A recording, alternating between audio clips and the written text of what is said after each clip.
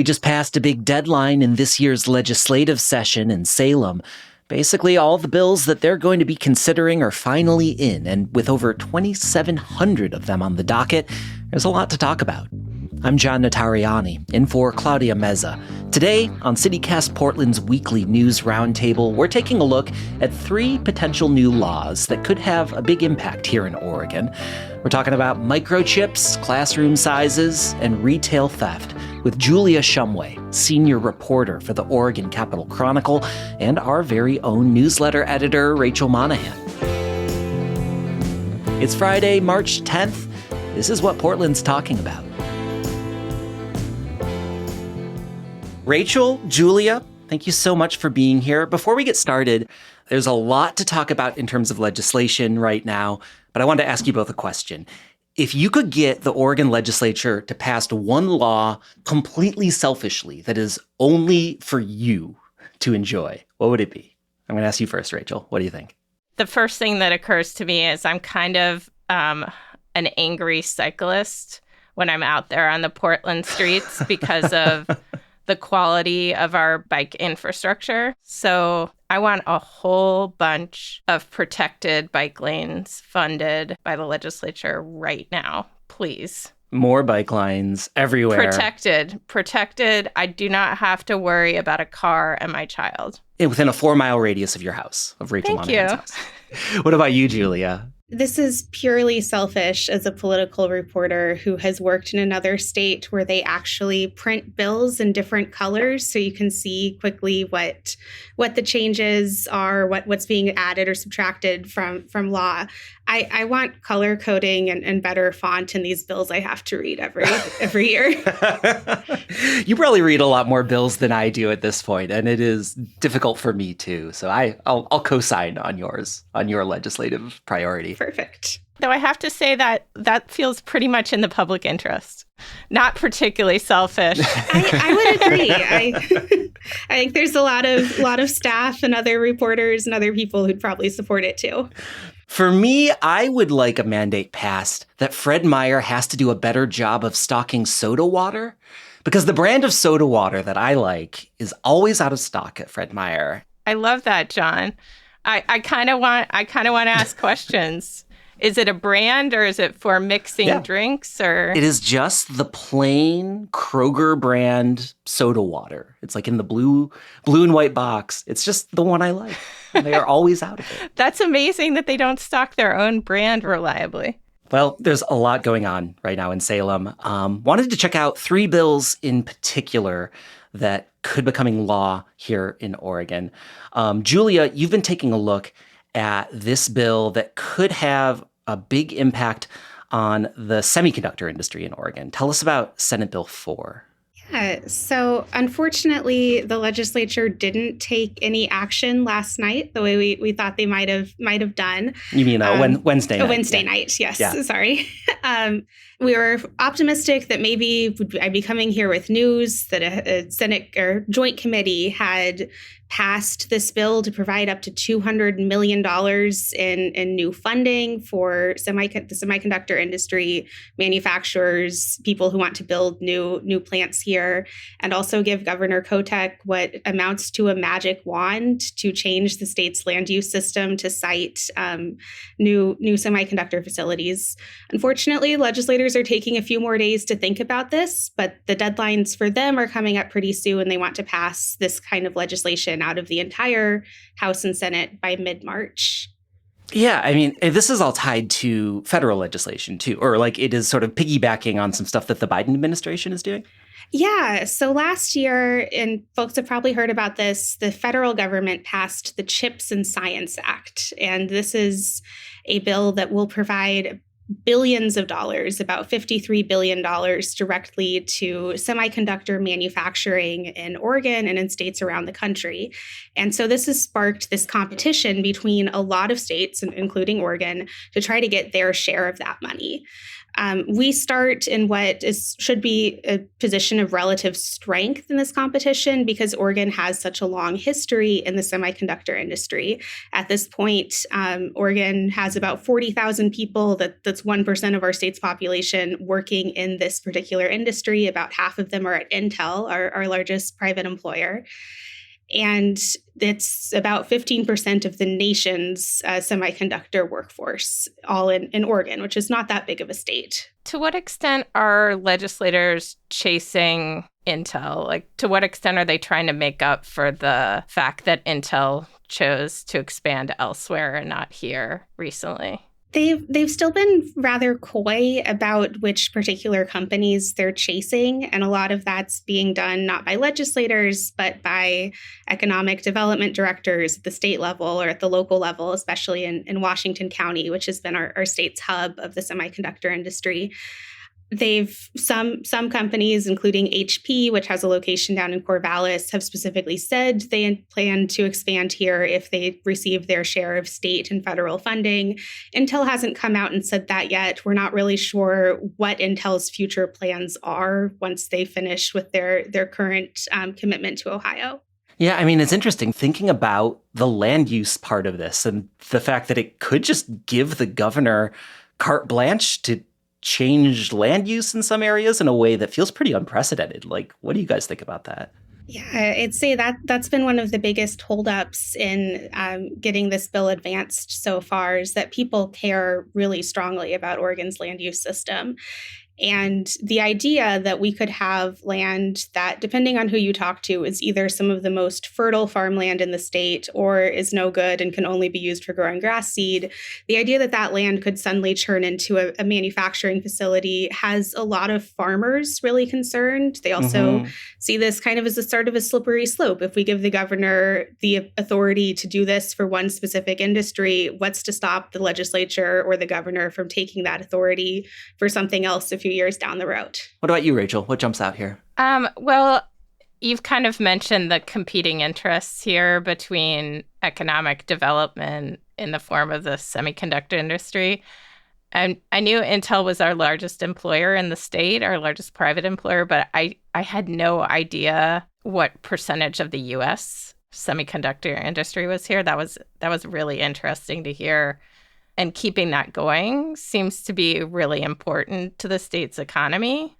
And on the other hand, since the 70s, Oregon has defined itself, it's almost part of our identity that we have saved farmland and also that we have protected our natural areas from sprawl. So it's really an interesting fight to me on that level. Yeah, that's absolutely correct. One of the biggest pieces of land that folks are looking at for another major facility is right outside of Hillsborough in this farmland that was part of something called the Grand Bargain 10 years ago. Hillsborough got some more land down in the south part of town to build houses and had to give up a lot of land that it had planned for industrial uses in the north.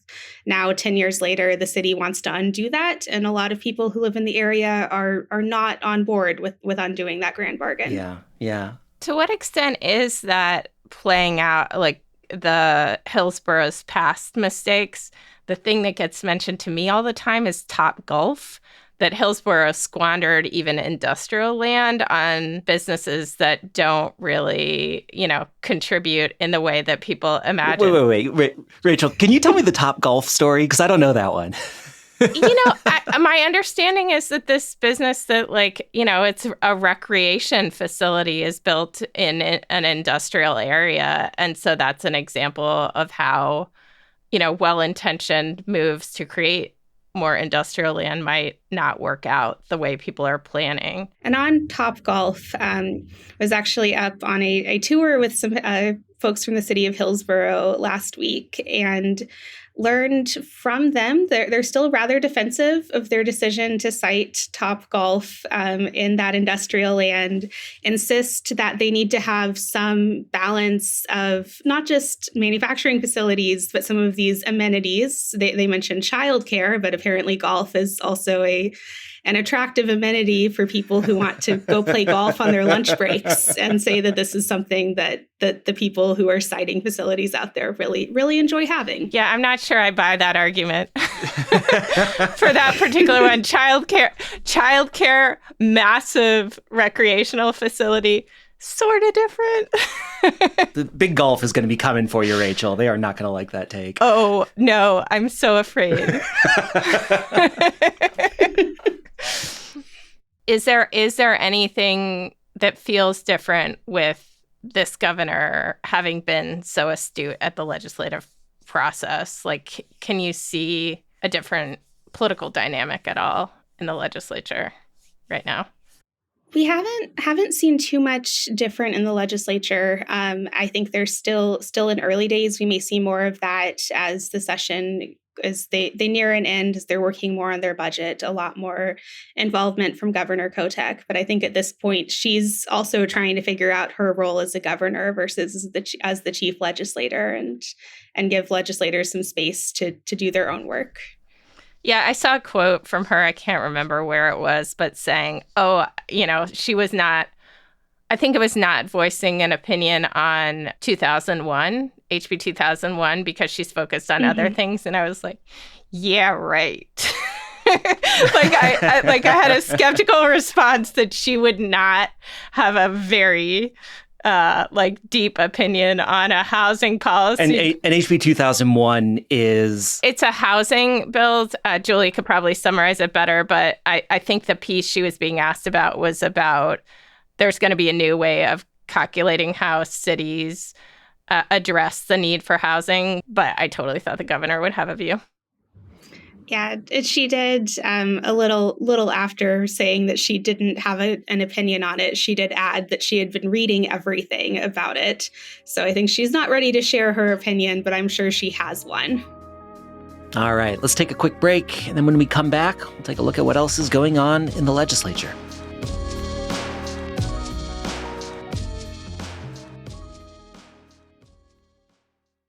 Well, I want to swap from semiconductors to education. Rachel, something you've been keeping an eye on, this bill that is back, that we looked at a couple years ago. Now it's on the table again, about requiring bargaining over classroom sizes. What's going on here? Yeah, a state teachers union, the Oregon Education Association, is pushing for a bill that would require districts to bargain over class size. What's significant about that is not that your child's class size will immediately go down, but it adds pressure to reduce class size, is how I would explain it.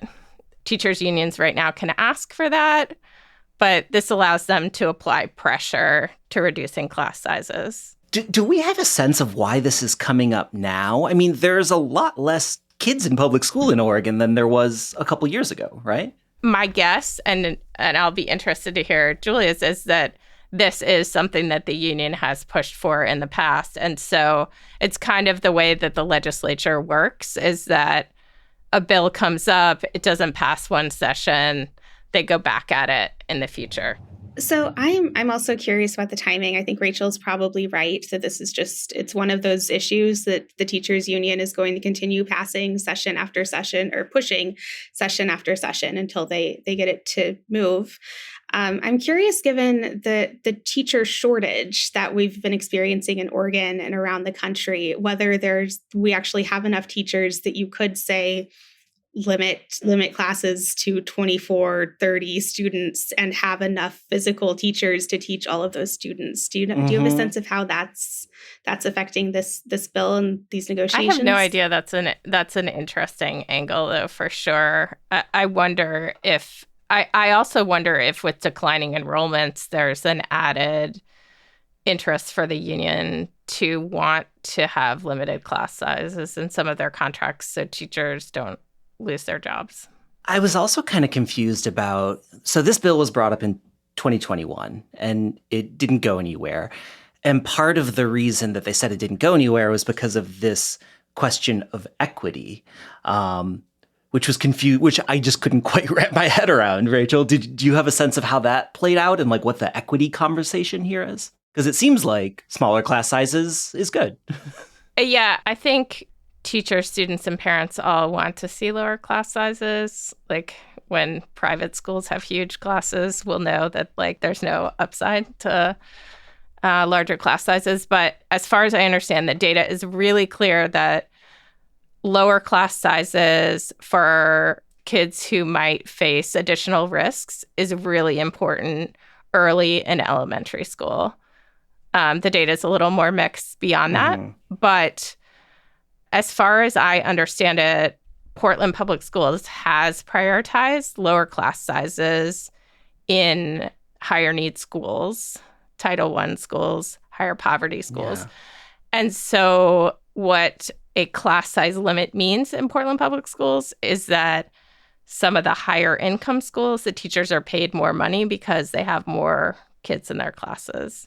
So that's the effect of this. Yeah. So it's not a direct correlation. On the other hand, I want lower class sizes now for my kid, anyway, to show my conflicts. This is Rachel's second pet issue of the day. Yes. I mean, public schools generally, yes.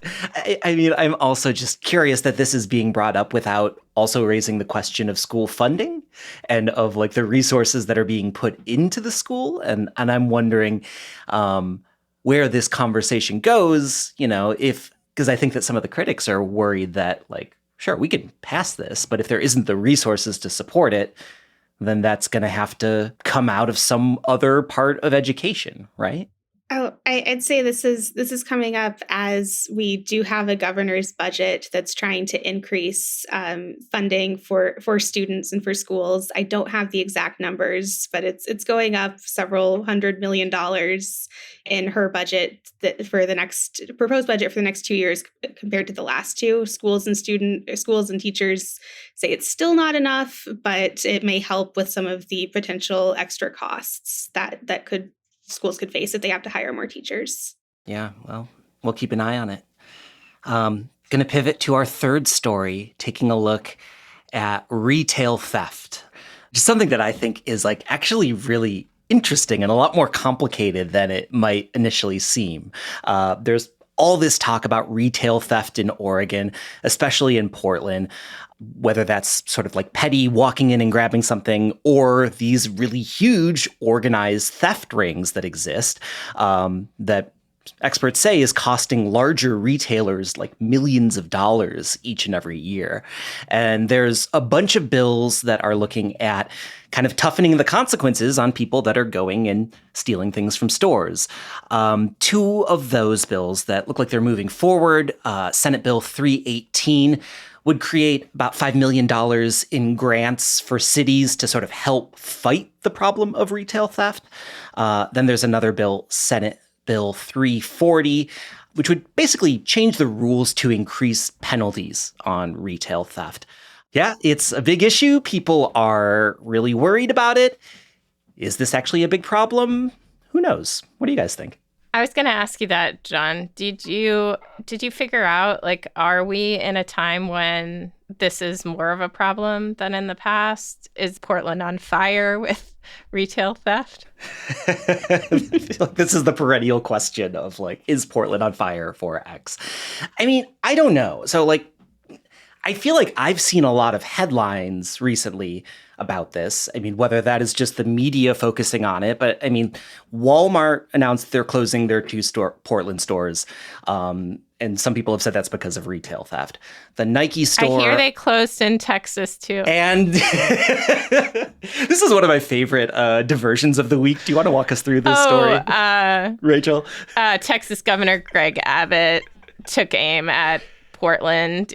Portland's a good punching bag for Republicans to build their reputation still, it appears.